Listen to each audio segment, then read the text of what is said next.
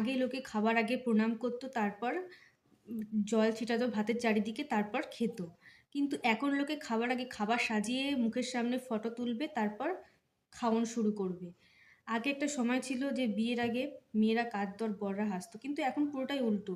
এখন কনের সাজে বউকে দেখে বররাই মানে কেঁদে কেঁদে পাগলা হয়ে যায় মানে মণ্ডপের মধ্যে, আর বউরা সেটা দেখে হাসাহাসি করে। আগে প্রেম হতো, তারপর বিয়ে, তারপর ছেলে মেয়ে। কিন্তু এখন আগে ছেলে মেয়ে হয় আর তার জন্যে বিয়ে হয়। আগে লোকে রাস্তাঘাটে ফলো করতো, কিন্তু এখন লোকে ফেসবুকে ইনস্টাগ্রামে ফলো করে। আগে লোকে ঠাকুরের মন্দিরে যেত প্রে করতে, ঠাকুর দর্শন করতে, কিন্তু মন্দিরে যেত। আর এখন লোকে মন্দিরে যায় ব্লগ করতে। আগে লোকে মনে মনে প্রে করতো কারোর জন্য, কিন্তু এখন লোকে হোয়াটসঅ্যাপে স্ট্যাটাস দেয় ঠাকুর ওকে ভালো রেখো।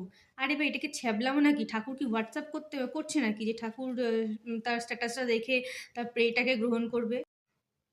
আগে লোকে মিথ্যা বলতে ভয় পেত কারণ পাপ হবে এই ভেবে, কিন্তু এখন লোকের সত্যি বলতে ভয় পায় বিপদ হবে ভেবে। আগে লোকের কাছে টাকা ছিল না, কিন্তু শান্তি ছিল, কিন্তু এখন কোনোটাই নাই।